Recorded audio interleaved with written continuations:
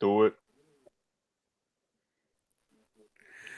All right, it says we're live. It is Tuesday night. It's 9 o'clock. That means it is time to welcome everybody to the Get Off My Lawn podcast.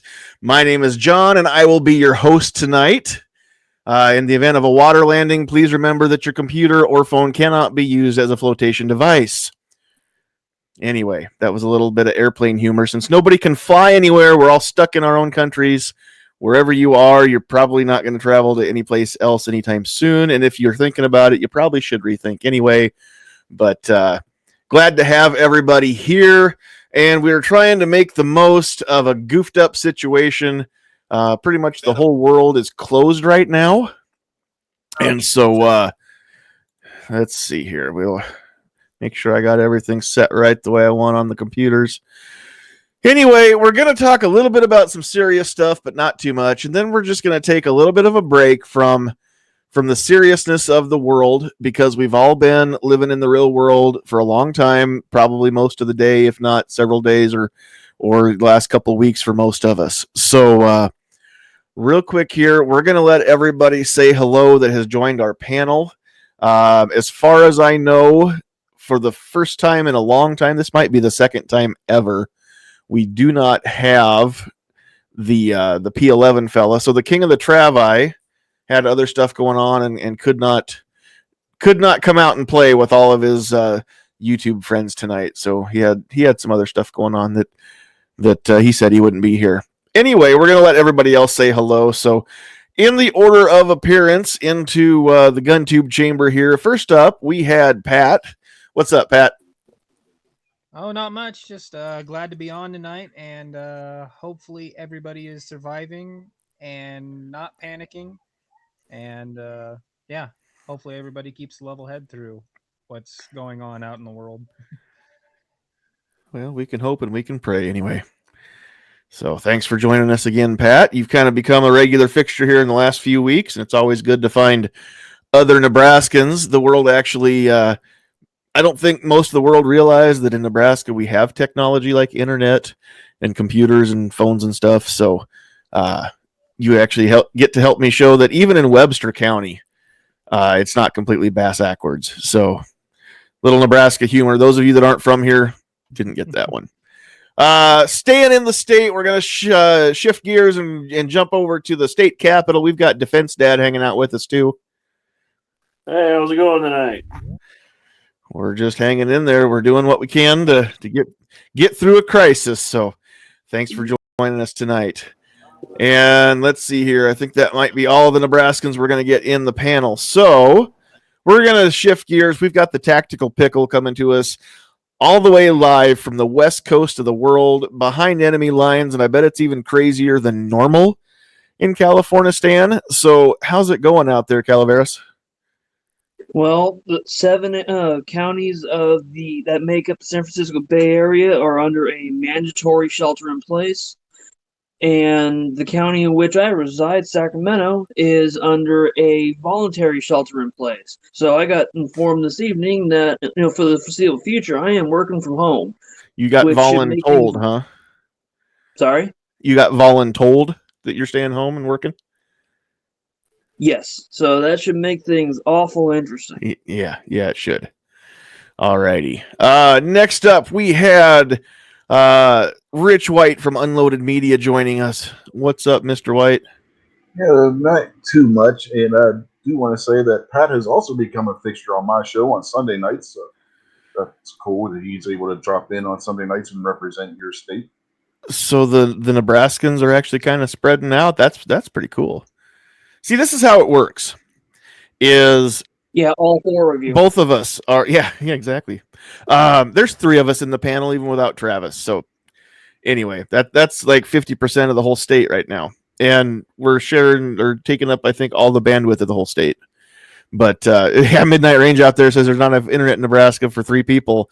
So Travis P11 couldn't join. Well, there's enough for 3 other Travis, or as Ghost likes to call him, Pancake Boy.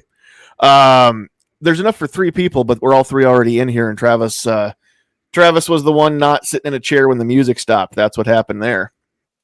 All right. Anyway, good to hear that Good to hear that you're having more Nebraskans on your weekly program too there, Rich. That's what I started to say. That's kind of how it works.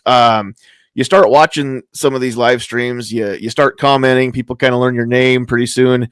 Somebody takes a chance and gives you a link and lets you into the panel, hoping that you won't just drive the plane straight into the ground. And you handle yourself well, and you put together coherent thoughts, and you're well spoken and seem like you know what you're talking about at least half the time. Then you're going to start getting into some other panels too, and then before you know it, you've started your own podcast.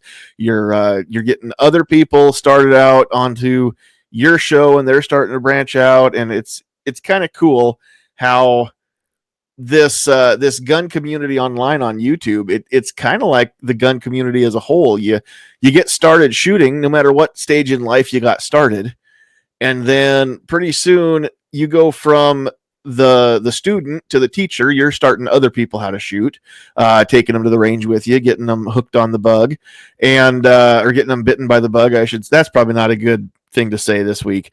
You're getting them hooked on learning how to shoot anyway. And so and it's kind of neat how this kind of works. And then people just kind of spread their wings and start doing their own thing, and it's how we got here too. Travis let me on his show once, and the world's never been the same since. So cool, Rich. Thanks for joining us, and thanks for doing what you do every week on Sundays. Next up, we've got Kingpin coming live from the East Coast. How are things over there in Baltimore?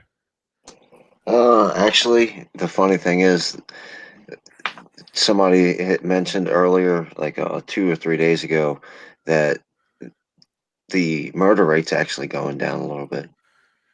Really? That's awesome. Yeah. I mean, because people are staying home more.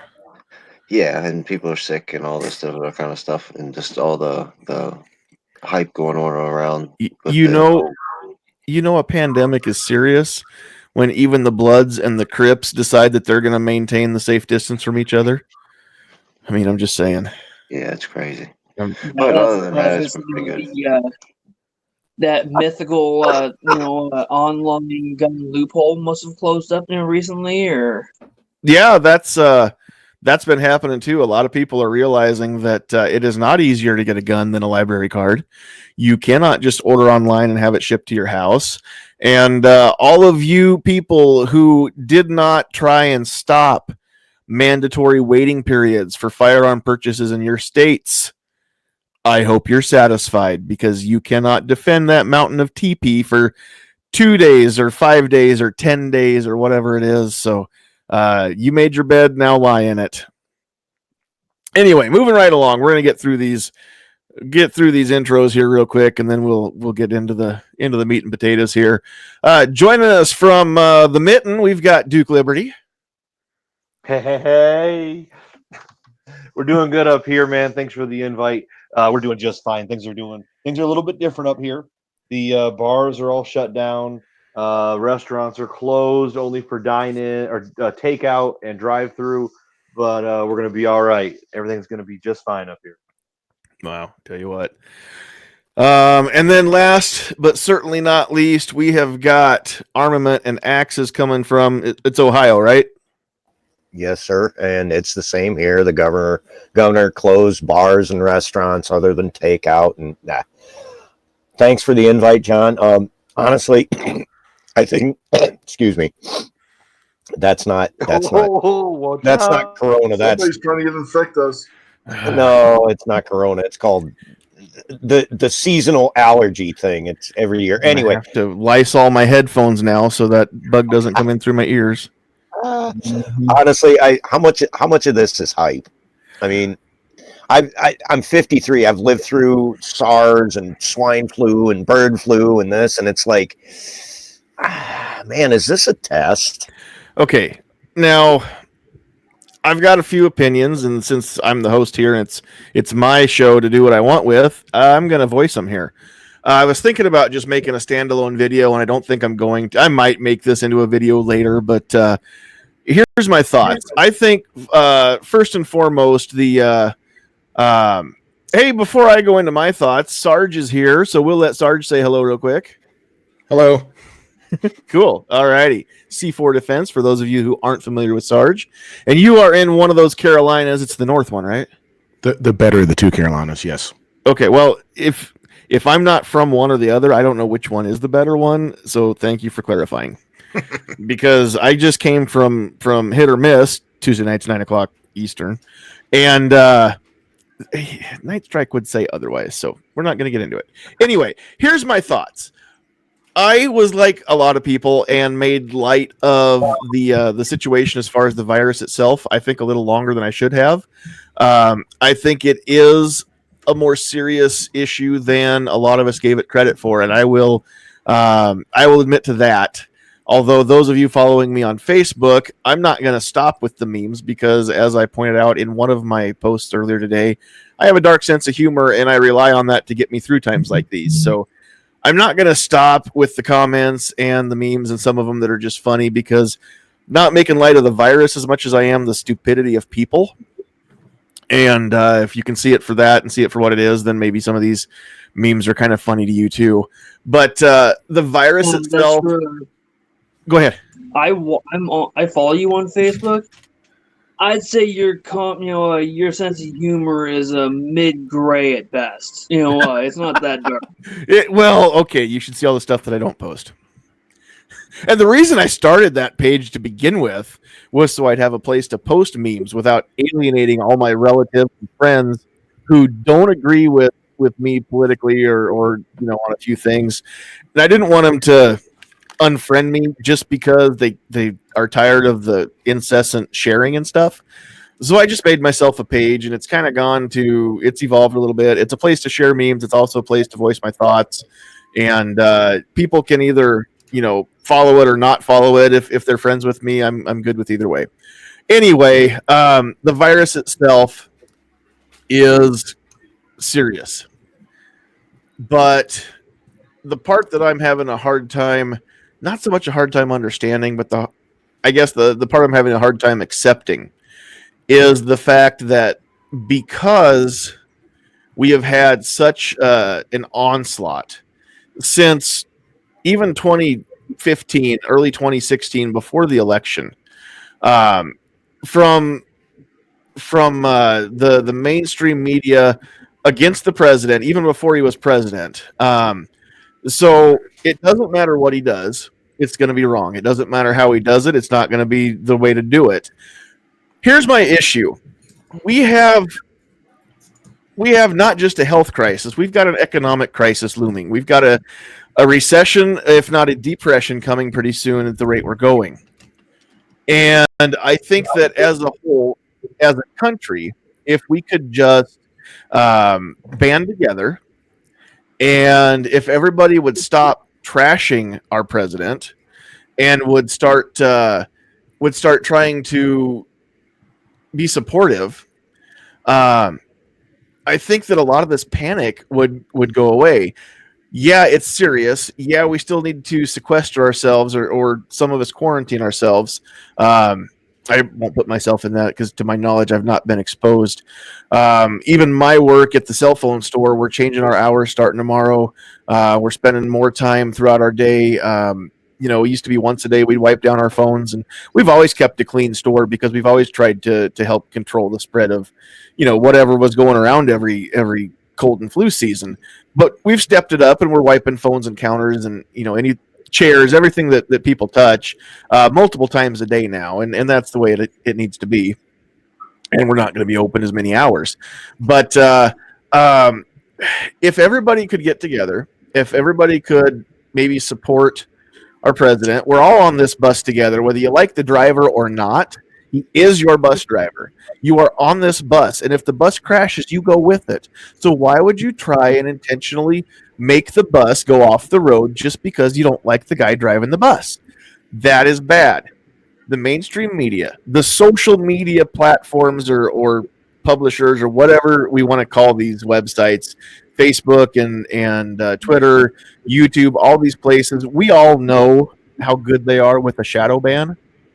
So if we could get the naysayers shadow banned, if we could get just the stupidity shadow banned, if we could just have everybody pull together, talk about what's important, not panic people, and have everybody as a united front. When Trump says we're going to be okay and we're going to pull through this if we all work together and we all use our heads, if everybody else would back that up and say, yeah, if we all just keep our wits about us, we're going to be fine. Let's not be stupid. We would be fine, guys. But the problem is there's too many people that want to see him fall on his face. They're not going to let a good tragedy go to waste. And I think that is completely disgusting. So, And might I suggest that we don't try to tack abortion funding onto the emergency funding bill for the virus? yeah, because that's a win-win for whoever tries to pin that on there. Because if you get it pushed through, then you've got that funding. And I don't want my taxes going to that. I know a lot of people that don't want that to happen. If it gets killed because of that, then you get to point at the people that killed it and say they don't want you to be safe from the virus. They want you to die. So either way, they win. Either way, we're screwed. And it's not a good situation. That would be Pelosi, if you hadn't heard. I hadn't paid that close attention yet because I'm trying to.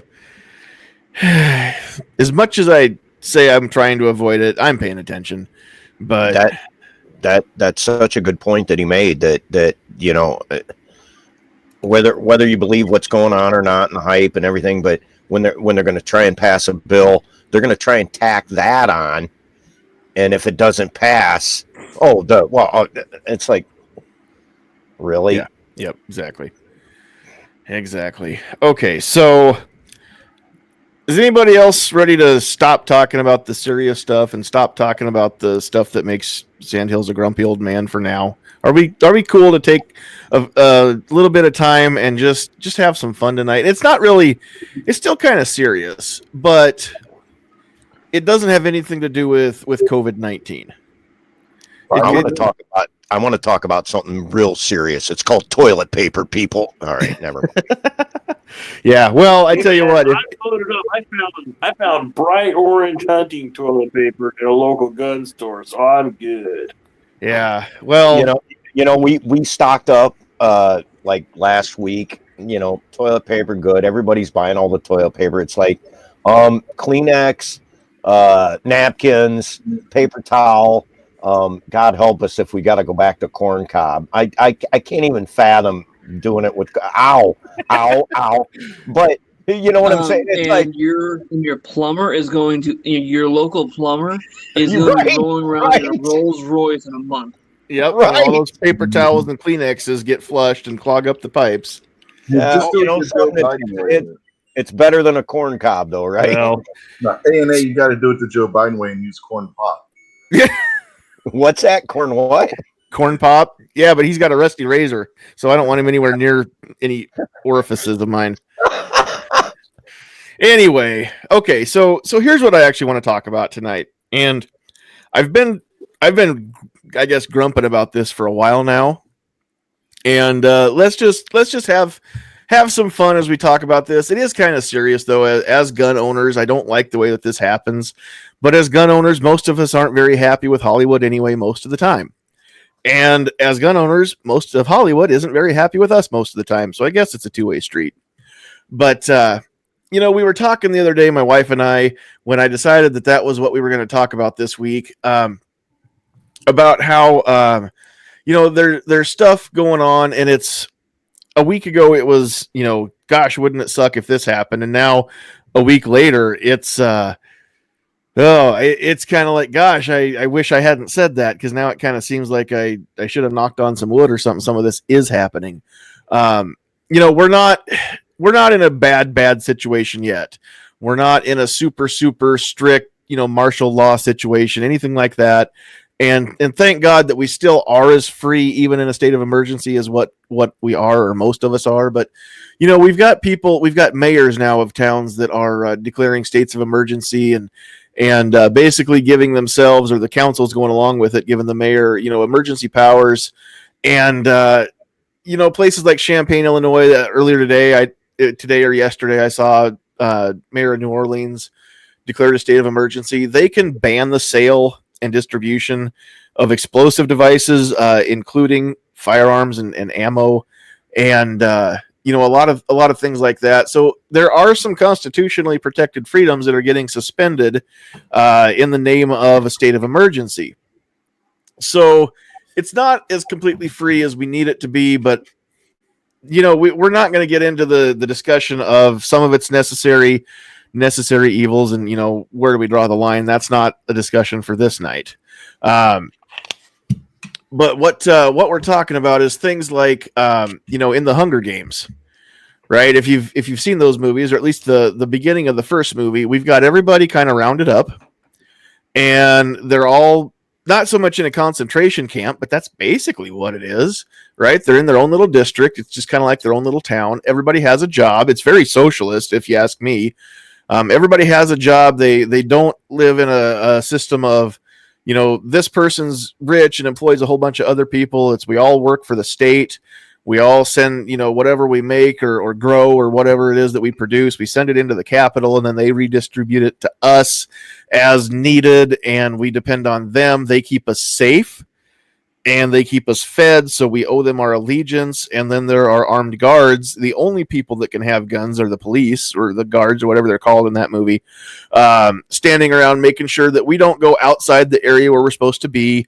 We stay on task, we keep working. It's not a free society.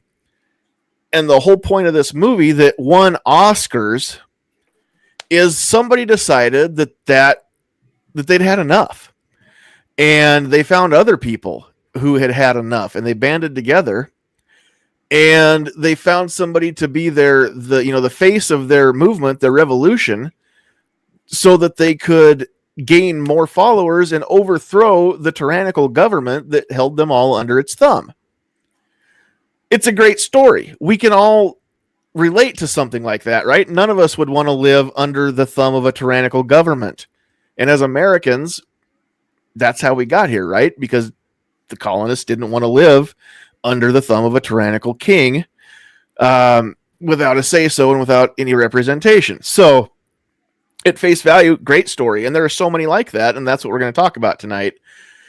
So now let's juxtapose that with...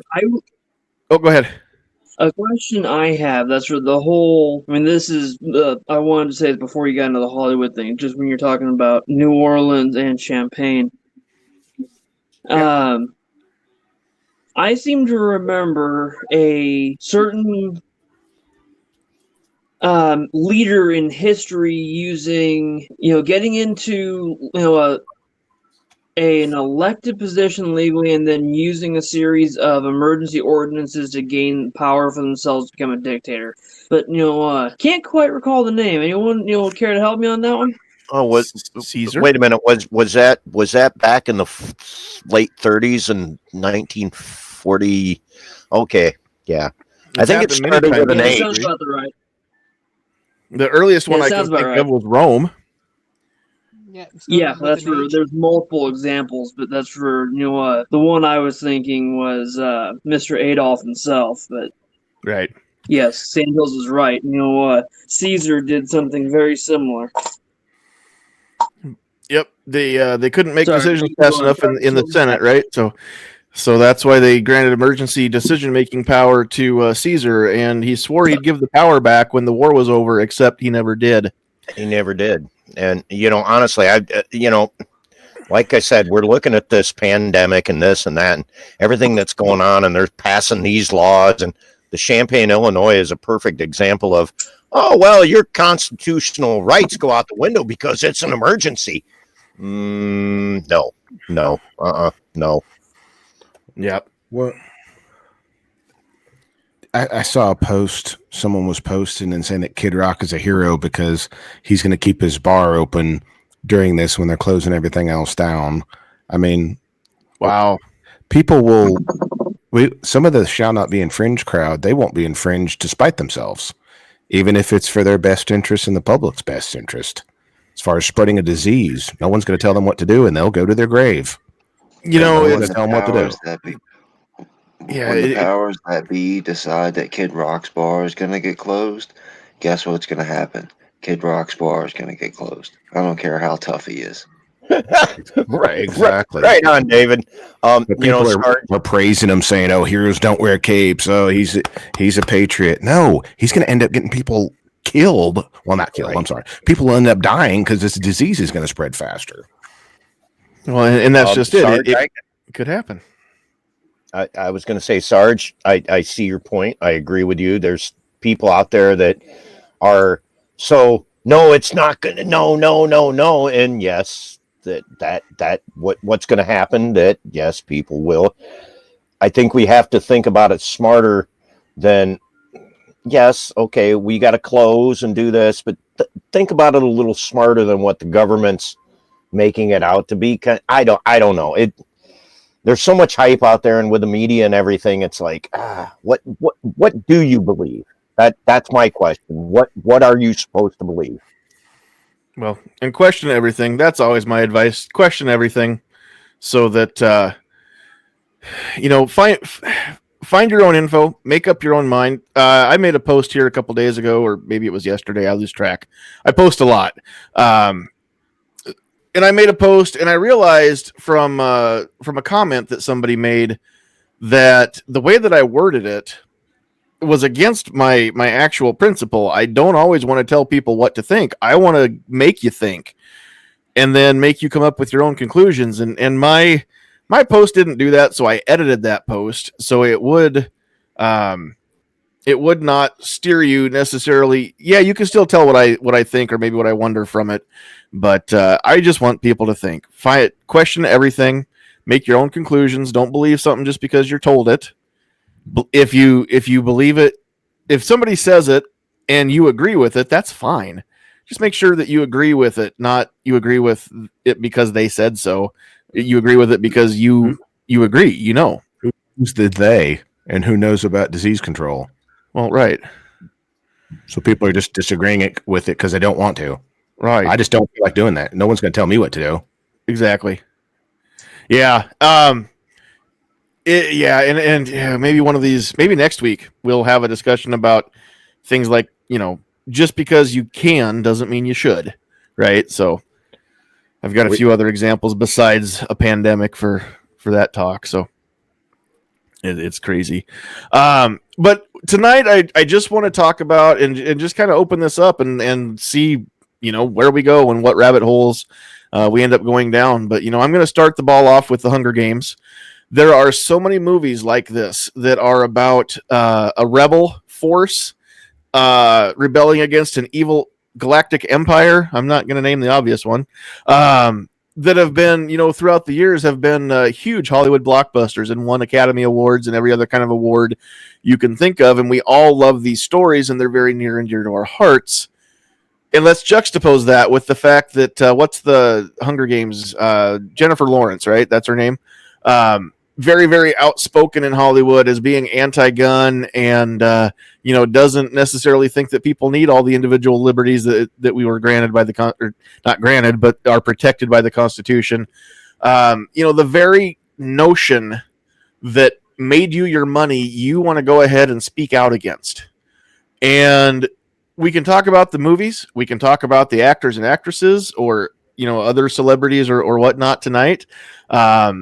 If everybody comes up with a different one, cool. If we want to just get into talking, not just to talk about Star Wars for Star Wars' sake, because I'm good with that too, but not tonight.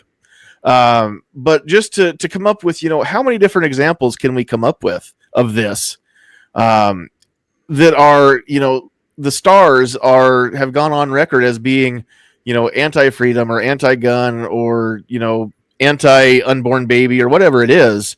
Out there in the chat, Rob C says he's a Jedi Master, so maybe you and I can have a Star Wars chat sometime, Rob.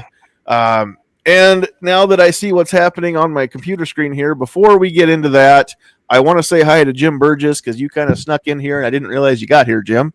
So welcome. Yeah, I jumped in the back door. How you guys doing? Yeah, we're hanging in there, I think, all of us. So I'm going to let you take the floor if you want to, Jim. Go ahead. And do you have a movie in mind that fits this mold? That and it doesn't necessarily have to be that the star was anti-gun, but let's just see how many of these movies are out there that people love the movie and then the same people that spent money at the box office are voting for Bloomberg or Biden or Bernie or something like that want to take guns away. Oh gosh, Put you on the there's spot there, too didn't many I? to name. I think. Yeah, Yeah. well, that's true. I want to say, who was it? Was it Chris Evans that is pretty vocally pro? I don't know if he's. I don't know which Democrat he's pro, but just another in the laundry list of actors who. I was going to say, does it matter? Because look at the Democrats now. You're pro-Democrat, really? What? Look at who we got running. I mean, Right. Yeah. Okay. Yeah, it strikes me as a little sad that Captain America himself is, anti-freedom to some degree. Yep, I agree. I heard that too, and my heart sank a little bit because Captain America is probably my favorite Avenger. I don't know if he's my favorite superhero of all time, but he's right up there.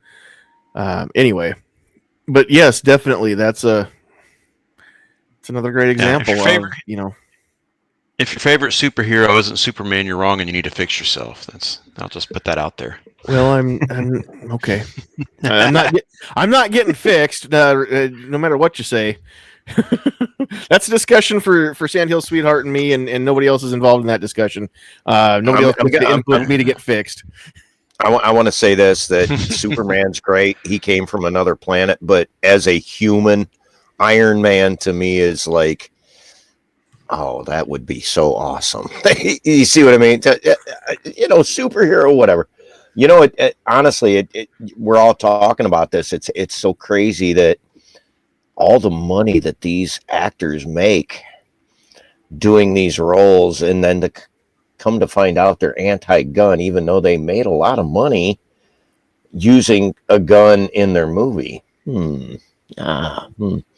It's funny how they love to take the money in, but so who's paying them to say they're anti-gun? I don't know. Well, and again, this goes back to the same thing I think in Hollywood is the same issue that a lot of people in Washington have. The people in Hollywood are usually protected by, and especially, the A-list stars, they've got bodyguards, right? They've got armed security most of the places that they go. If it's a red carpet event, if in LA, I mean, you've got LA's finest are going to be on hand, on the scene to help deter any kind of incident as well, along with the private security. And the event itself is probably going to have private security there. So, I mean, we've got layer upon layer upon layer of redundancies there to keep the event as secure as humanly possible.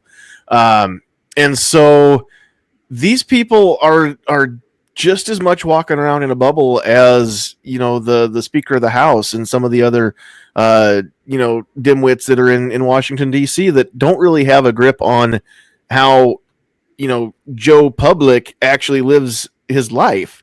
They're not living the same life that most of us are. They're not responsible for their own safety because there are other people there that are responsible for their safety.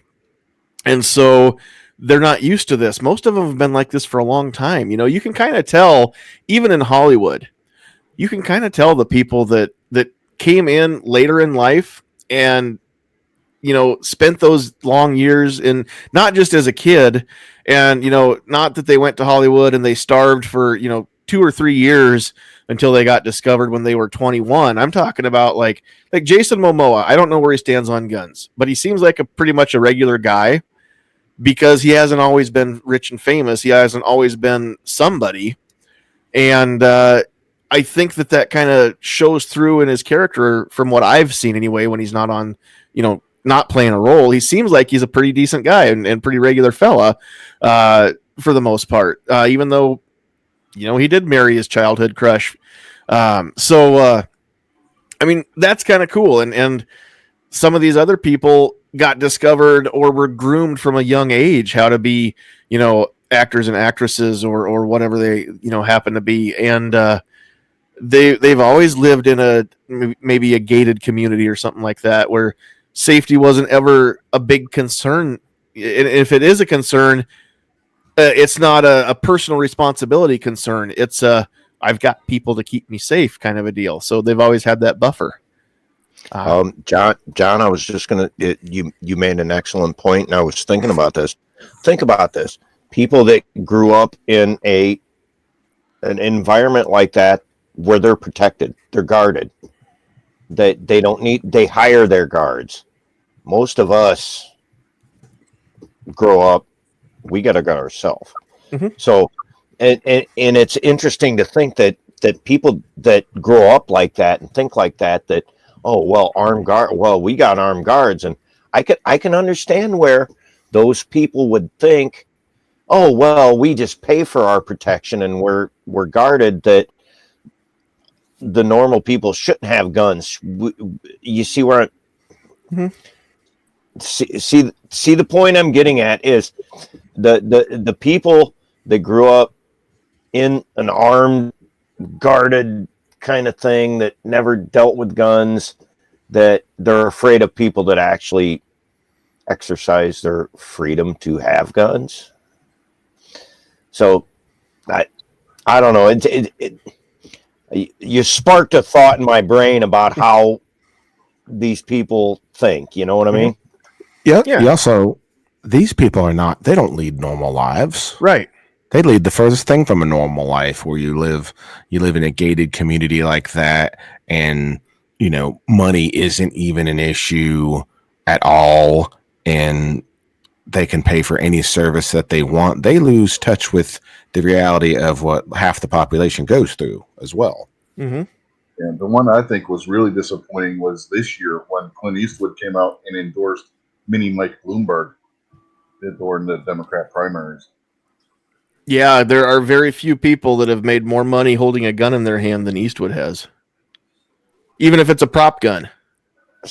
I didn't hear that. Clint came out and endorsed Bloomberg. Seriously? Yes. All right, Clint, you suck. I'm done with you. Yep, he thought that Bloomberg was going to be the best thing for our country. Oh, Mini Mike, he Yeah. failed miserably. He's got a little man complex, that's for sure. Well, he's got a very close-minded Yankee city mentality. Not, and I'm not saying that about all people from the North, not by any means, but he's only understands the city and the city life. Doesn't understand the other 95% of the country. Just only understands what they go through. Sarge, thank you. You made an excellent point there. The city mentality. They just don't know. They don't understand. When you walk to everything you need is in a couple city blocks and they don't go anywhere. They don't understand how the rest of the country lives. Yeah, and it's not just in New York City. There are a lot of major cities in the country where people can live and not own a car and not have a driver's license. And if that's you, we're not stepping on toes. We're not saying you're bad. We're not saying you're dumb, and we're not saying that you're a bad person. Okay. I'm just saying that if you grew up and you've lived your whole life in a place and never needed a driver's license, and you're, a grown up by now of whatever age that is, then chances are pretty slim you actually know what it's like to live in 90% of the nation. Because in most places, you can't get very far without a working automobile, or at least some sort of wheels. I mean, you better have a bike or something, even just to get back and forth to work, because there isn't public transportation and everything's not within a few blocks always. And that's, for most of us, that's how it works. Even myself, I could get a bike and probably bike to work, and it would take me, half an hour to 45 minutes probably to get there. And I'd be a lot healthier for it, but I drive every day and it's just across town. But I do a lot of stuff where I might have to hop in the car and take off and go someplace in the middle of my day. So that's why I don't take a bike to work. That, and I know a few people that, for whatever reason, they made bad life choices. They can't drive. It's very inconvenient for most people to not be able to drive. That's how just most of the country actually exists. That's why we've got, Americans, I believe, I don't know the percentages, I don't know the numbers, but I believe Americans own more automobiles, per capita than any other country. That's why, because we're a mobile society, and most of us in the course of our daily lives, we do put on, a lot of miles. Oh, oh yeah, like you just said, we're based around the automobile. Yeah. National Highway Traffic Safety Administration, when they raised the speed limit from 55 to 65, there was an acceptable number of fatalities that they would accept in exchange for people being able to get places faster. They accepted a certain percent, and it's just the way it is. We are a mobile society, like you said. Speaking of acceptable risk, that's every time you get behind the wheel. I mean, you take acceptable risks every time you drive, and no matter what you do. Well, that's true, but it goes up as the speed increases. Absolutely. For every 10 miles an hour, it goes up significantly. Yeah, and I don't disagree, or I don't doubt that a bit. And you know firsthand. I mean, with your job, you see the effects of differing speed limits and stuff more than most of us do. But yeah, I mean, every time, what I meant by that though is every time that you're given freedom, you have to trade safety. The more freedom you have, the less safety you have. They really are on opposite ends of a balance. I've tried to make that point, and I think every time I try to make that point, I fail miserably, and it doesn't come out the way that I want. But earlier in the chat, Rob C. had quoted Benjamin Franklin, and I'm going to paraphrase this because I can't read the direct quote. But basically what Ben Franklin once said is that anyone who is willing to give up essential liberty for temporary safety deserves neither. And it's because you can't have them both. You can't be completely safe and be completely free. It's impossible. They don't go together.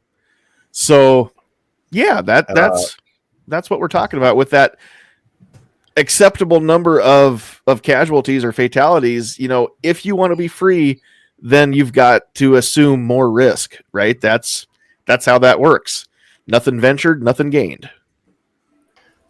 John, I was going to cut in there and I stopped, but you're exactly right. I always love that Ben Franklin quote about the person that gives up security for, yeah, and think for yourself, people. Think for yourself.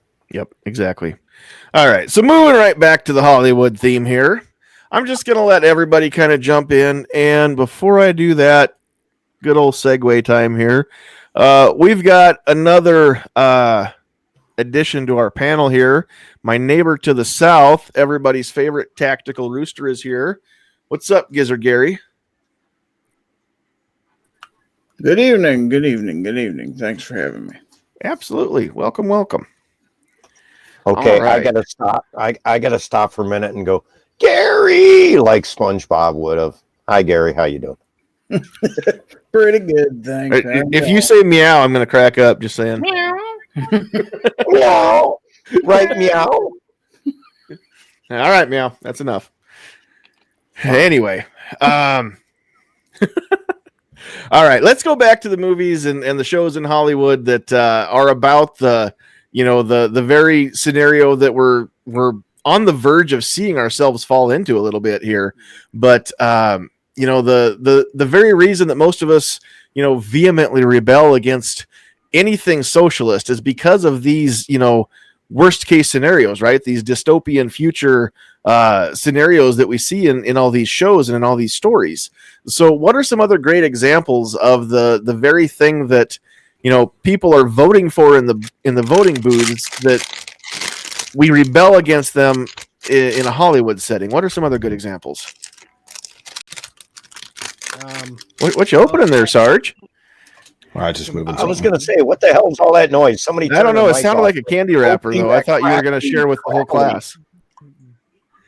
Can I have a piece of candy too? Piece of candy. Piece of candy. Piece of candy. Yeah. I can't believe you fell for it a second time. Anyway, I don't. The movie that comes to my mind would be Red Dawn, the second one, not the first one. Just because it is this overwhelming force that is trying to drive everything in a different direction is what I'm getting at on that. And most of the stars and stuff that were actually in the second one, not the first one, because I love the first one. That most of them had come out and said that they were like, "Oh no, I don't like guns and this, that, and the other thing," and it's just like, okay, well, you've all been. Well, one of the guys was in actually in the Hunger Games, and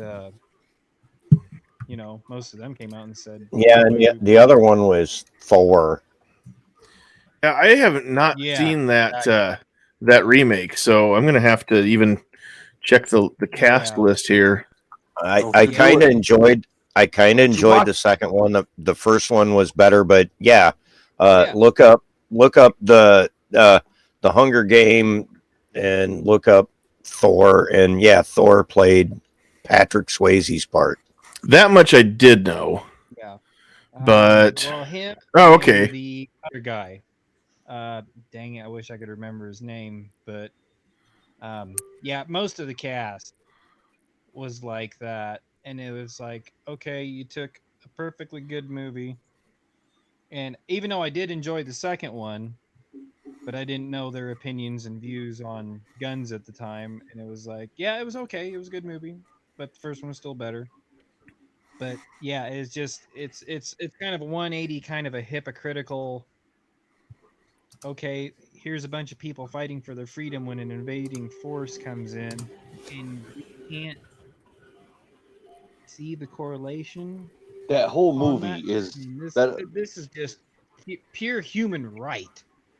Well, the invading force was So North Korea, so Yeah, but here's the yeah, problem with that right. movie. That movie is complete garbage because it was shot in 2009 with China being the original enemy. When China found out that they were the enemy, they said we're not going to distribute this in our country. So MGM, after going bankrupt, then pulled the movie, digitally erased anything that had to do with China because China wouldn't let them release it. They changed it to North Korea. So in the end, the communists won. So there you go. It's a crap movie, anyways. Don't waste your time. That what Duke Liberty's talking about there is my whole opinion on this whole thing. My personal opinion is all these movies are terrible anyway, but all of these sports stars, all of these major movie stars have sold out to the Chinese communists decades ago. at least 10, 15 years ago. They've sold us out so long ago, allowing and all these platforms bow into the Chinese communists. So that's my whole 2 cents on it. Sure.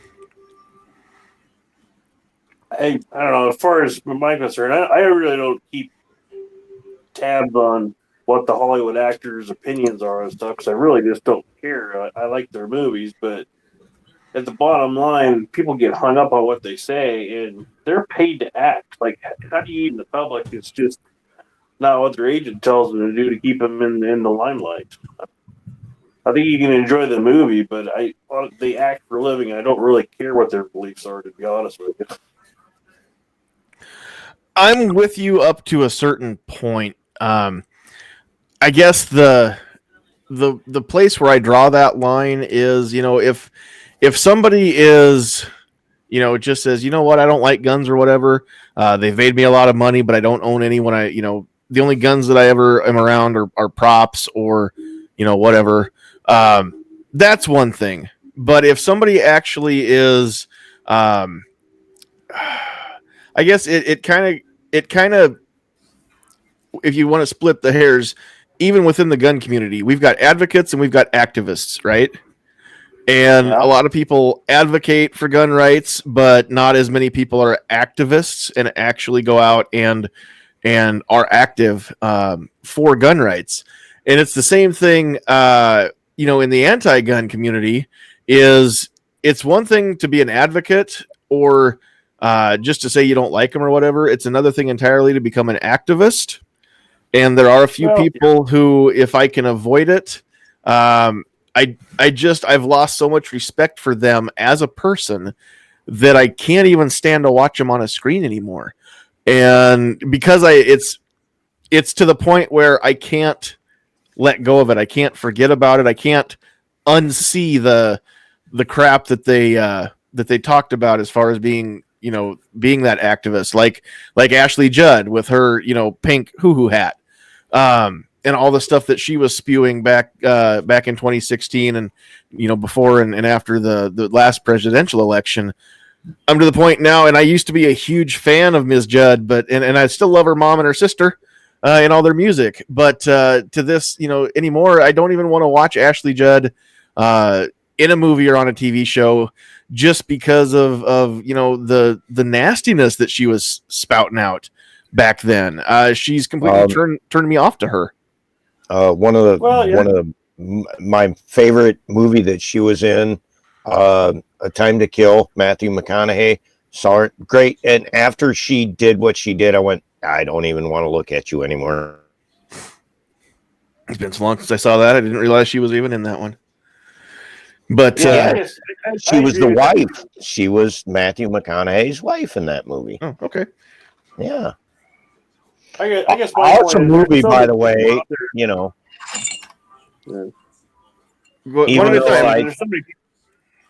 I don't know where Matthew McConaughey stands on guns and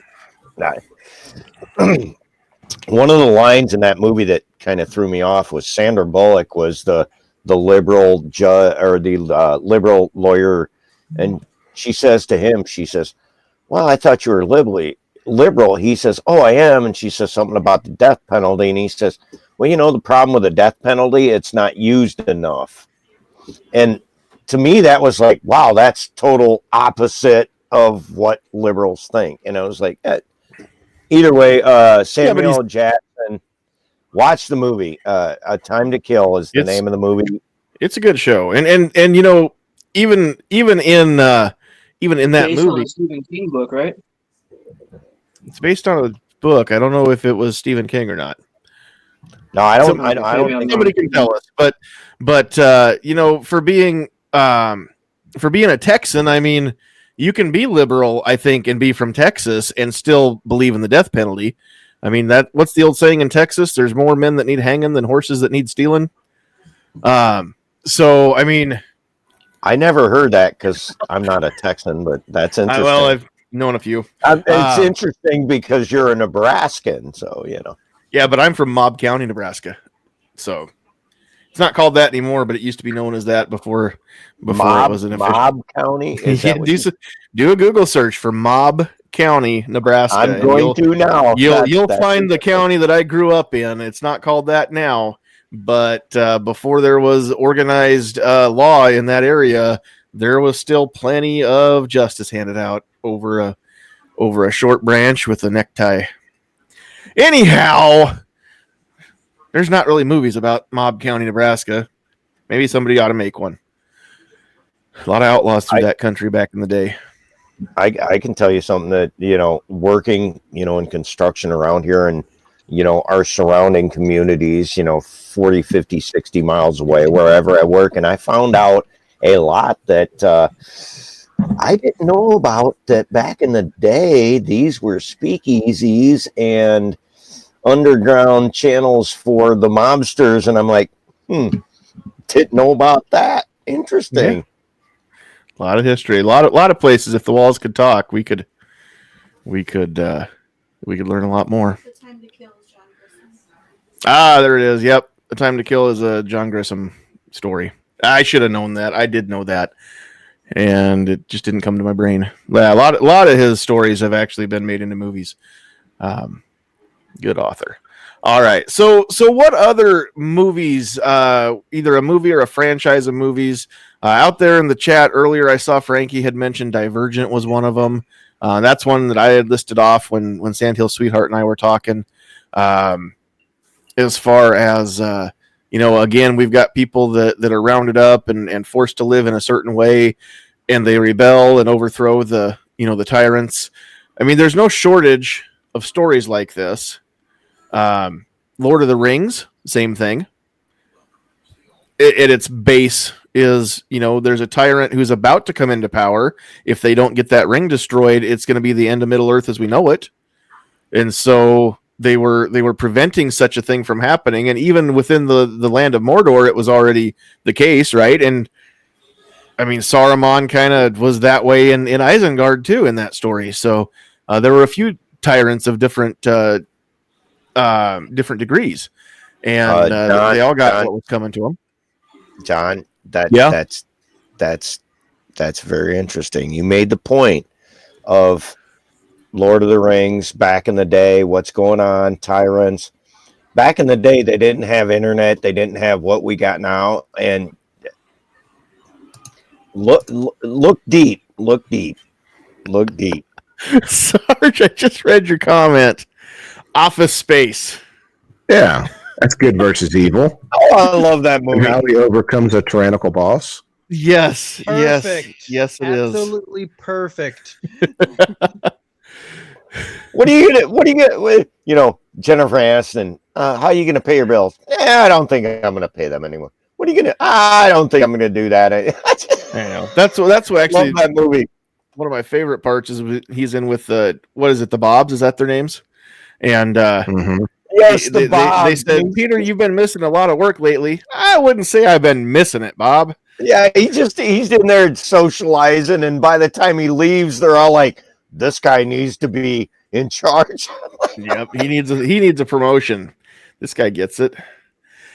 Yeah, if you haven't seen Office Space, which not that many people went to it in the theater, but it's a great show. You need to watch that one. We do own that video here at the Sandhills house. Yes, you don't. I'm you gonna don't have to enough. ask you to come back another time. I got a meeting with the Bobs in 5 minutes. Yeah, you don't have Night Strike. You don't have enough flair on your suspenders. Night Strike, when did you get here? I've got 50 pieces of flair on right now. Night Strike got here a long time ago. He was just silent. But yes, flair. Y'all need flair. Okay. We need 37 pieces of flair minimum. You need a red stapler. Yeah, and is it the swing line is the good one? The red the swing line? The red swing lines. My stapler. Wait, where's my stapler? Wait, you can actually get patches and decals that say "Come and take it," and it's got the stapler instead of a rifle. Yeah. Or instead of a cannon. Yeah, good stuff. Yeah, I have never seen that film. I've got that film on DVD. It's great. It's before your time there, Padawan. Go ahead and watch it. Young Padawan. Look, no, watch Office Space. It's I don't know what 2003, 4. I don't know. Watch the movie. It's great. Out there in the chat, Jonathan the Christian, which welcome, because I've never seen your name pop up in the chat before. So welcome to the podcast, Jonathan. Great name to have, probably the best name of all. That means you're a gift from God. Those of you that didn't know that. Listed Chronicles of Narnia, which is also there's a lot of underlying themes in those stories, especially if you go from start to finish. But specifically, the one that everybody's familiar with, The Lion, the Witch, and the Wardrobe. Again, tyrannical rule, right? The what is it? The White Queen or the White Witch, whatever she's called, Queen Jadis, who has the world in a perpetual winter, right? Until the four kids get there and spring starts to come to Narnia. And yeah, I mean, if you are a Christian, which Jonathan says he is, obviously he's not shy about it, then there are a lot of underlying themes there that are biblical too, as far as the Savior and Aslan dying and coming back and saving everybody. That's right out of the Bible. But yeah, some great things there that have been made into movies. Animal Farm, Defense Dad says out in the chat. Yeah, and anything Orwellian is pretty well not just a story, it's pretty well prophetic at this point. Most of it's actually come to fruition at some point. Read Animal Farm and then go back to the 80s and look at the fall of the Soviet Union and tell me that Orwell didn't predict that 20 years before it happened. Yeah, if you want to get into a little bit older movies, like back in the 70s, look at Logan's Run. Yep. They were fighting to keep old people essentially from being killed. because it was Mhm. illegal at a certain age. Rich, thank you. Logan's Run. Go But what back. Yeah, you got to go back and watch it. And when we go back and watch old stuff, it's like, gosh, this is kind of the way it's produced, the way we look at movies today. But you go back and look at the theme of that movie, Logan's Run. I remember that movie well. And his hand lit up and said, "Oh, it's your time to die." And he said, "No." And the one girl had the ankh. You remember the ankh, and she said, what'd she say that meant? Peace. I don't know. Yeah. Logan's Run. Oh wow. Flashback, Rich. Thanks. Yeah, just trying to think of a few others. Who Framed Roger Rabbit? Kingpin, you can say that if you want to. I mean, it's you're not wrong. We had somebody that rebelled and brought Judge Doom to his demise. Okay, I just remembered she said ankh meant sanctuary. Okay, that's the little cross with the loop at the top instead of a Yep. Yeah, post, right? in Logan's Run, she had that, and they were running, and you got to go watch the movie. It's so yesteryear 20, 30. Anyway, but yeah, she's like Ankh, and he's like, "What's that?" And she says, "It means sanctuary." I'm like, okay. Well, and if we move away from the even just the tyrannical rule part, or get away from guns as a topic altogether, well, kind of. There are also a whole set of movies out there, some new, some not so new, that are also about just the way that society will devolve and anarchy will come pretty quick in adversity. I mean, look at the Saw movies. Look at what was the one that we just watched, Panic Room, which was stupid, but I've seen worse. I just can't recommend it. But it was Panic Room. Jodie Foster. Oh no, Escape Room. I said it right. Well, Panic Room kind of, but no, Escape Room is the one that we just watched. It's only a few years old. If you watched the Netflix Daredevil series, the lady that plays Karen Page on that Daredevil is really the only face that I recognized in that show. But it's about these people that get invited to join this this panic room. It's like a 40-story building that's got level upon level of I keep saying panic rooms, escape rooms. And after the first couple people die, they realize that if they don't work together, then none of them are going to get out of there alive. It's kind of a twist, but if you saw Cabin in the Woods and liked that one, you'll probably like Escape Room. At the end, you do get to find out actually, who and why and where and all that stuff. All the questions do get answered at the end, whether you like Cabin in the Woods or not. Kind of the same thing. These movies that are like social experiments. I guess maybe The Purge would be a good one. I haven't seen it, but I want to. Have you ever seen the movie Harrison Bergeron? Do what now? Have you ever seen the movie Harrison Bergeron, or even read the book where it's basically this dystopian future where the shadow organization that's part of the government basically ensures that everybody wears these helmets that affect their mind and make them basically everyone equally stupid. What's and the you can't go ahead. You can't show any independent thought or any forward thinking or anything that makes you an actual individual, because then you'll get taken away and they'll either reprogram you to be stupid as everyone else, or they'll execute them. Mm-hmm. So essentially, modern society just use college instead of helmets. Could be whatever keeps you in line and keeps you from thinking for yourself, right? Yeah. But it's actually a really good movie, and the book is actually 10 times better. But you should check it out. It's from like the mid-90s. What's the movie? It's got Ray Liotta in it. I think it's from the 90s. They're basically prisoners. That's Ray Liotta. Okay, well Goodfellas. that guy from Goodfellas, you know, in Hannibal, he gets the top of his head popped off and gets fed part of his own brain. That guy. Anyway, he's a prisoner. They're on this island. They're that all guy. wearing these necklace or this collar around their neck, and they're all linked up to one other prisoner. There's not really a fence, but if you take off running and you get past the perimeter, not only is the explosive charge in your collar going to activate and blow your head off, but you don't know who it is. Somebody else that's a prisoner is matched up to your collar. There's 2 on every frequency. No And if you escape. run, not only are you going to take you out, but you're going to take somebody else out too. And so if you see somebody running for, to escape, you've got to make sure that they don't get away, just because that could be the person that makes your head explode. The name of the movie is No Escape.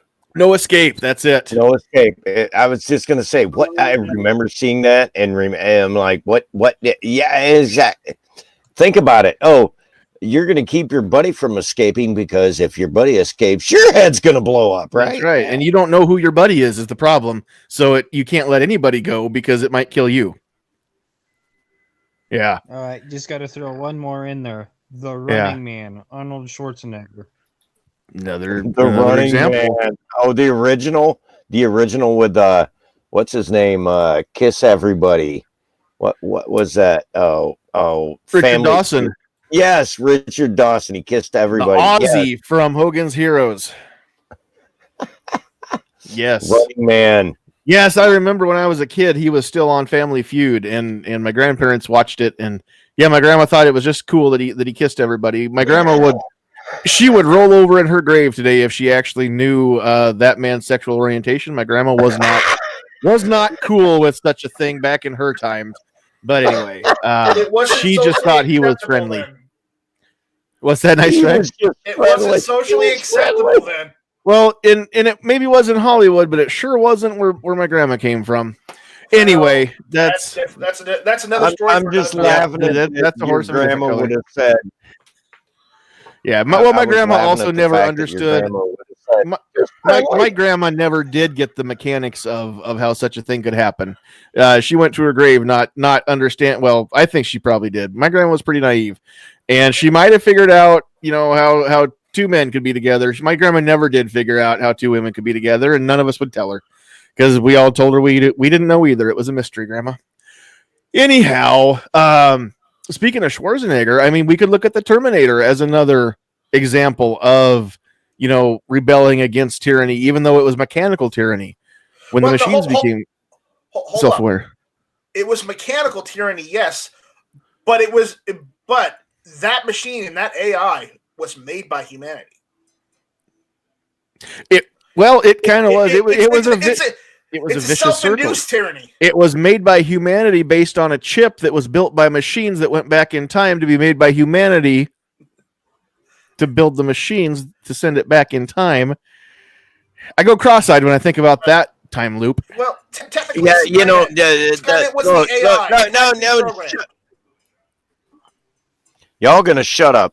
Stop doing all the time thing. Out there in the chat, real quick. I changed this. I changed that. In the chat, Gary has corrected me.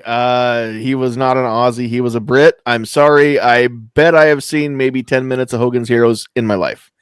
It's just not one I ever have actually watched. And also, M. Gabriel. Schwarzenegger played Mr. Freeze. Victor Friesen, or Mr. Freeze, not Iceman. Iceman was Bobby Drake, and that was played by, I'm going to forget, Sean Ashmore, I think. Anyway, different movies. Wait a minute. I thought Iceman was the pilot in the Top Gun movie. Iceman, wasn't that? Oh, what? Okay. Yeah, that was Doc Holliday. Yeah, Doc Holliday. Okay, and yeah, I was waiting for this one. Yesterday's pomade says, "How has V for Vendetta not been mentioned?" I was gonna let somebody else bring that one up because it failed. Well, but I didn't like it the first time I watched it. I never watched that movie. I didn't like it the first time, but I did like it the second time I watched it. I've since bought that movie. It's one of those that the more you watch it, the more things make sense. Kind of like Watchmen. I liked it but I didn't love it the first time through. About the third time through it, everything went click finally. It's just because I'm dense, but The Matrix would be another one. The Watchmen wasn't Negan.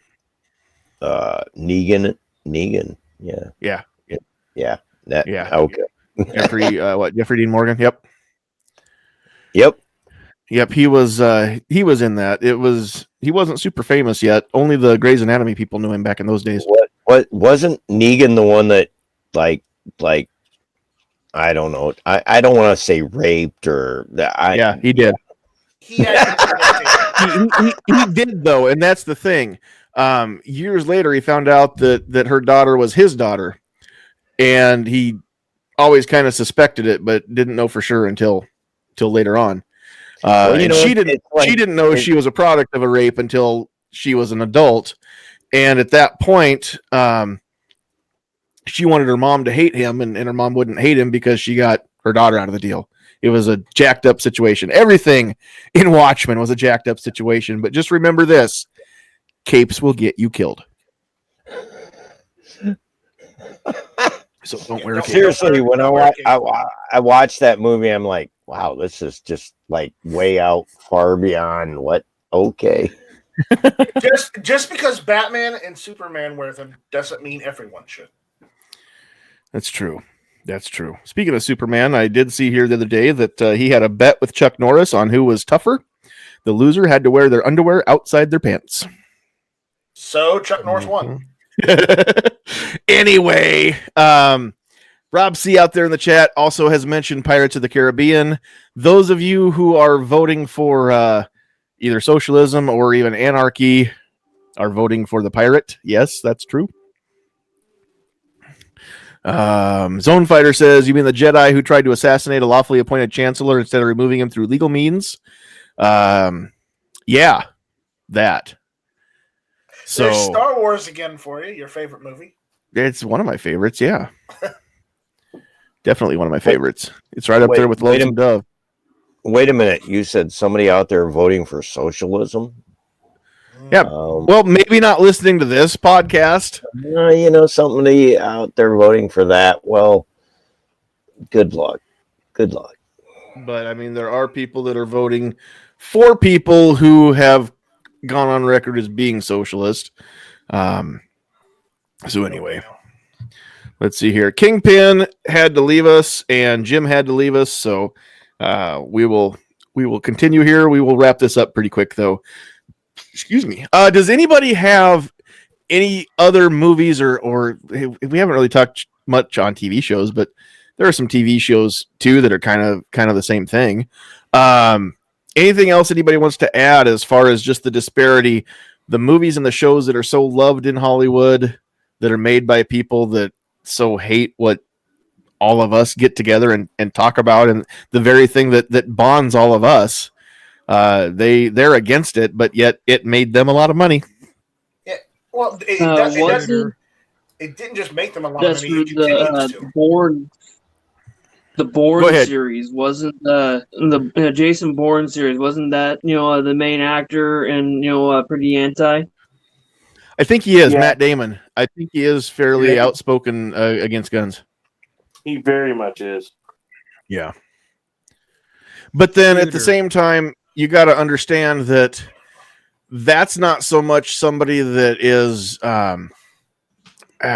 You find out later that he is justified in his siege against the man or the machine or whatever. But at the same time, Jason Bourne was just misunderstood, and they thought that he went rogue when he lost his memory. He didn't know he wasn't really Jason Bourne, and so they tried to kill him, thinking that he went off the rails or went off the reservation, and so he just naturally lashed out because people come to kill you. You don't know who you are. Then you remember you're an assassin. Well, you're going to kill him, right? But the whole story goes a lot deeper than that. If you've seen the Bourne movies and you have not read the novels by Robert Ludlum, then you've missed the entire story and the movies. I haven't watched any of them but the first one because I tried to watch the second one, and within 10 minutes I shut it off. It diverged so far from the plot of the books that there was no way in my mind they'll ever bring it back, and the books are so good. So you need to read those if you like espionage and suspense novels. Really good. I'm going to chime in here. What gets me in, we're talking movies and actors and Jason Bourne. I love the movies, the first one, second one, blah, blah, blah. Problem is all these actors that use guns and now they're anti-gun. That I don't know, man. We don't know either. I don't know anything. What do you know? What do you know? The same thing you know. Nothing. Yeah, you know something. I've been thinking a lot about what I know and you know and you know and I know. All right, come on. That's very profound. It is. It's so profound. To quote a great philosopher, true knowledge comes from knowing that you know nothing.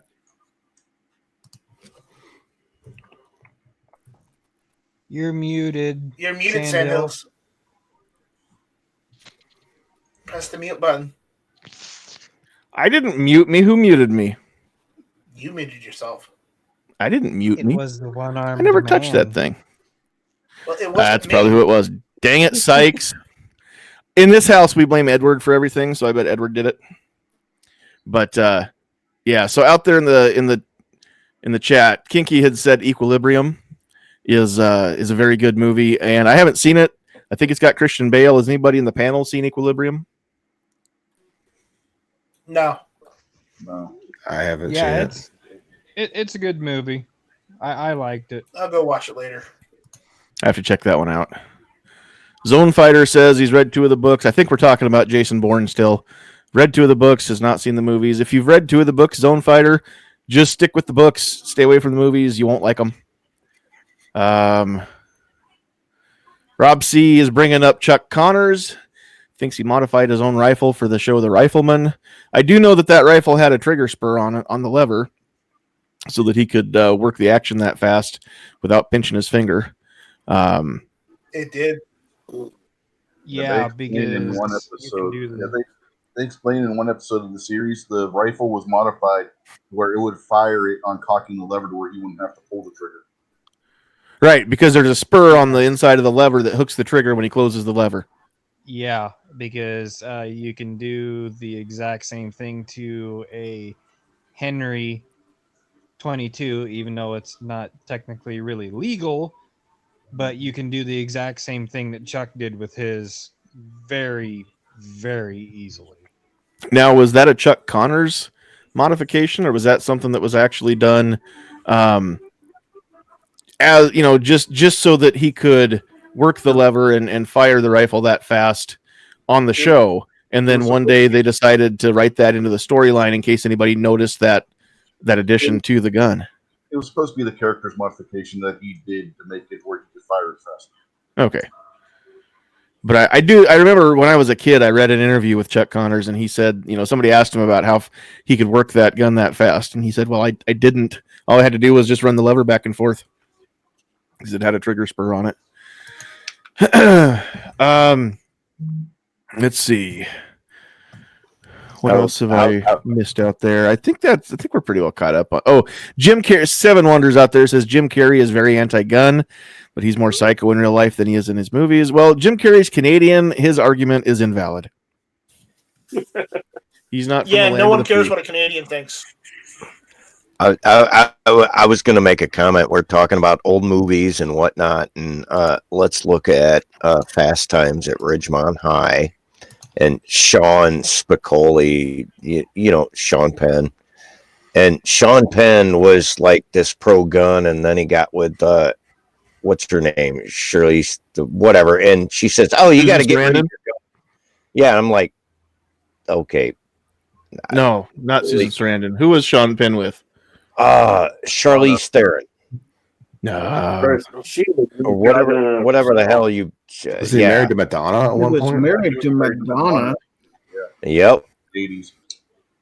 but yeah, when he got with Charlize Theron or whatever the hell her name is, and she says, "Oh, I don't like guns," and he got rid of them all. I'm like, well, you just sold your whatever dick. Yeah. All right. Any other movies or TV shows that people want to throw out there before we start wrapping this up? Hopefully, we've had a little bit of a. Oh, go ahead. I don't know about the actor standpoints on it, but great TV show, The A-Team, man. You got the good guys with the guns protecting people who can't protect themselves against tyranny. Yeah, although I am convinced that the good guys with the guns on that show were former stormtroopers. Because they can't hit crap. That was a former stormtrooper. What are you talking Oh, and wait a minute. Bullets bounce off 55-gallon drums, right? Oh, yeah. Yeah, they just spark a little bit. It's okay. Yeah, it's all good. It happens to stars all the time. Yep. That's awesome. Well, see, that's what we need to do then. We need to make a car out of 55-gallon drum steel, and then bullets will just bounce off of it, and it won't be super heavy. Well, there you go. You know, it's They've funny. already done that. Didn't you see any of the Cuban boats that they came over here? The Buick with the welded shut doors? No, the trucks that literally were wrapped around with 55-gallon drums. Oh, yeah, it's pontoons. They float. Right. I'm just talking about cutting them up and using the metal as making a car out of it. Anyway. Oh, like that. Okay. Yeah, because that steel is, since bullets bounce off of it, then you could just build the car out of that steel, flatten it out, and use it for the sheet metal to make the fenders and the doors and whatnot. You know, it's funny. I watched the movie that I watched the TV show The Walking Dead, and me and my buddy watch it, and I made a joke the other night that, oh, look, there's some corrugated metal that earlier in the series, like, oh, we're going to arm our cars with corrugated metal and the bullets will just bounce off. I'm like, yeah, okay. Well, you got to understand, though, by those days, there was no factory ammo left, so everything was a hand load, and to make the powder stretch farther, you just light loaded your bullets. All they have to do is penetrate a zombie skull, so you don't have to have them super hot, so they probably won't penetrate corrugated metal. It's probably legit. Yeah, and it was slant armor. It was slant armor with that extra built-in slant, so nothing was going to penetrate that. Right. Yeah. It's science. Come on. Right, and then the tank came along. All right. Well, we will. Agorizer, we did talk about Lord of the Rings. Not a lot, but we did talk about it. So, several different tyrannical forces there at work. Not only one in that story, there were a lot. And if you read the books, the novels, then there were even more that didn't get mentioned in the movies. Even when the hobbits got back to the Shire after the ring was destroyed, they still had a lot of cleaning up to do and getting rid of a few people that got a little too big for their hobbit britches. Yeah, so I can say that, dude. I read the novels, and Tom Bombadil didn't get his, but they gave Tom Bombadil's lines to Treebeard and Gandalf, blah blah. Yeah, there was so much in the book that the movie didn't. The movies did good. I mean, for nobody that ever read the book, the movies, man, they did a great job. Oh yeah, they're still not a travesty like The Hobbit. So the Hobbit movies, when even the paperback edition of Lord of the Rings, each of the 3 books is about that thick on my bookshelf. The Hobbit was just a few hundred pages, but they still made 3-hour movies out of that story. They put characters in the movie that Tolkien didn't even create. So anyway, yeah, when they put Legolas in there, I'm like, what? Yeah. When tutorial, I remember reading before I read the whole Lord of the Rings, The Hobbit back when I was, I don't know, about 13 and I'm like, what? And I watched the movie and it was cool. It was good entertainment, but that wasn't in the book. But they did that in the Lord of the Rings too, but good cinema. I think Peter Jackson, who made The Hobbit, I think he took it too far. You know what I mean? The one So what issue the I heck? If you can get people to watch your movies, go make a movie. If people watch it, good for you. Yeah, the one problem I have with the Lord of the Rings movies was they totally screwed up the end of the book with the movie. Because when they go back to the Shire and everything, it's totally trashed. And Dude, that's what I was talking about.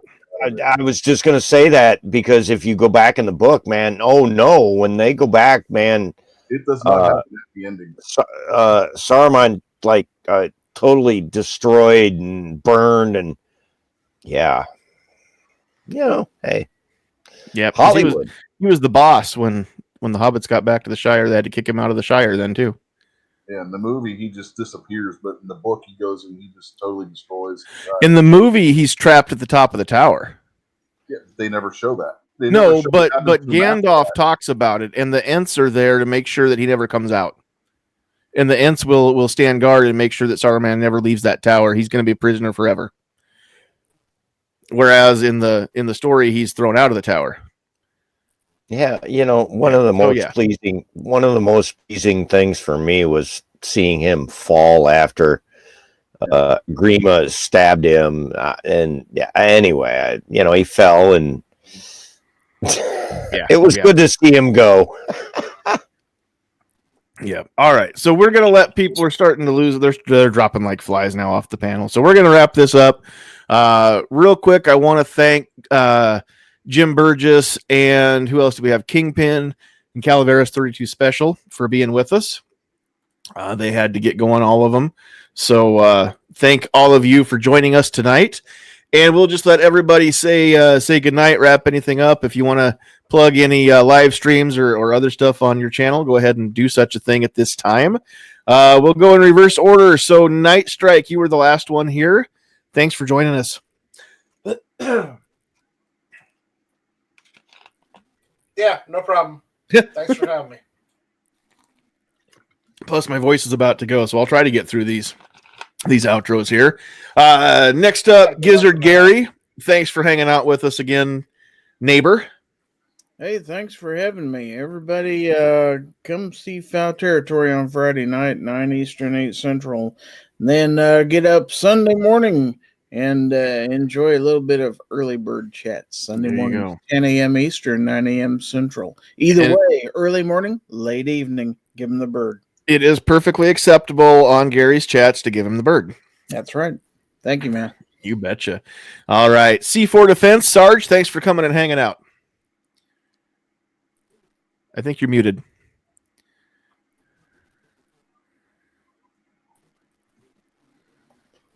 There you are. When I muted my mic, it also muted it on GunTube. I apologize. Thank you for the invite. Check out my channel. I've got some things coming up this weekend. There we go. All righty. AA Armament and Axes, thanks for hanging out with us. Hey, brother. Thanks for having me. Check us out on YouTube, Gunstreamer.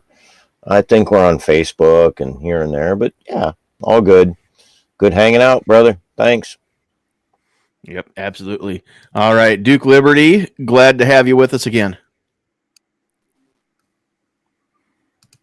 I think we caught you off guard. I don't know if you're trying to talk, Duke, but you're muted. Battery stepped away from his computer. We will move along. Rich, thanks for being here. Yeah, no problem. Thanks for the invite. And be sure to check out This Week Unloaded Sunday nights between 8 and 9 p.m. Eastern start time. And if you want to check out a show where we really didn't talk about coronavirus, go over there and watch this past Sunday's episode. We were not going to talk about that because everybody else has been getting tired from the points. Yeah, you get kind of burned out on it, don't you? Yes, you do. All righty. Defense Dad, thanks for being here again. Always good to have more Nebraskans in the panel. Yeah, thanks for having me. And apologize for talking over someone earlier. My audio was kicking out, so sorry about that. Nope, that's okay. It happens. We try to moderate the best we can and get people to go one at a time. It's all good. Yep. Yeah, but if anybody wants to check out the channel, let me know if you think I'm doing a good job. I'll have some videos coming out. I'm in the middle of moving right now, so it's going to be a little bit. It's all right. Do what you got to do. And in the meantime, there are some videos already on the Defense Dad channel. So go check him out. Are you over in the YouTube chat right now, so that people can find your channel? If you want, go ahead and throw a comment in there, because I don't think I've ever given you blue wrench yet. So I'll get you the blue wrench, and then you can post links. You can leave links to your own page. So go ahead and throw comments in there, and I'll get that done. And then last but not least, we've got Pat Hirsch with us as well. Pat, thanks for coming and hanging out with us again. Yeah, thanks for having me on tonight. Really appreciate it. Yeah, go check out Defense Dad and everybody on the panel. And yeah, I'll see you on Sunday, Rich. And everybody keep their head on a swivel, and everybody keep carrying their weapons. There you go. Stay safe and stay vigilant. All right, so Defense Dad made that comment. There is a blue wrench for you, Defense Dad. So now you can go ahead and copy and paste your page link right in there for your channel. All right, now we've got the list. We had a few people out here today that names that I hadn't ever seen before. So thank you very much, all of you newcomers. Please share the heck out of this. If you're on your computer, you can just hit the little share arrow and copy the link and paste this anywhere you want to. Throw it in emails or all over social media. If you're on your phone, it's pretty simple too. You can copy it and share it on social media wherever you are. If you like the chat or you like the channel, go ahead and share the heck out of us. I tell you what, just having that support, just seeing the people from YouTube find us on Facebook, seeing a lot of you in this panel found us on Facebook first, and now you're on the YouTube side doing stuff, and that's pretty cool to see too. So before I go through the list, give me 2 seconds for station identification. I've got to wet my whistle. All right, so thank you to Kingpin, Mike, Seven Wonders, Mystic Guns, Jay Brown, Gun Loving Grandpa, Rich White, 9mm, New York Outcast, Aaron Mortensen, M. Gabriel, Obnoxious One, Midnight Range TM, Agorizer, Armament and Axes, Blitz, 10X Shooters, AC 97, C4 Defense, G23, Bingo. Frankie's Guns and Glitter, Budget Guns and Gear Reviews, Rob C, Kinky Sphincter, Defense Dad, Jorge Cortez, Night Strike 1, Schofield 63, Kevin the Tack Daddy, Ghost Tactical, Gizzard Gary, SS Pawn, The Poor Conservative, Vash Matrix, Tim Foley, Idaho Rogers, USMC, Dead Horse, Jonathan the Christian, one of the newcomers, Claire, is it Usilton? Also a newcomer. Thank you very much for joining us. If you're out there and you're not making comments, we can't see you, we can't name you, and thank you for being here. Who else we have? Yesterday's Pomade, Zone Fighter 1, BS Leads to Fun. That's the pearl necklace guy. Ozzy Osbourne, and Guy That Comments. So thank you very much, all of you, for joining this. As I always say, without you, I'm just a loudmouth on a microphone. We don't really have a chat. We don't have much without the support of everybody that watches and listens and joins in here. So on behalf of Calaveras 32 Special, Kingpin, Jim Burgess, Night Strike, Gizzard Gary, Sarge, Double A, Duke Liberty, Rich, Defense Dad, and Pat, on behalf of Sandhills Sweetheart, and of course myself as well, we love you very much. Thanks for being here, and get off my lawn.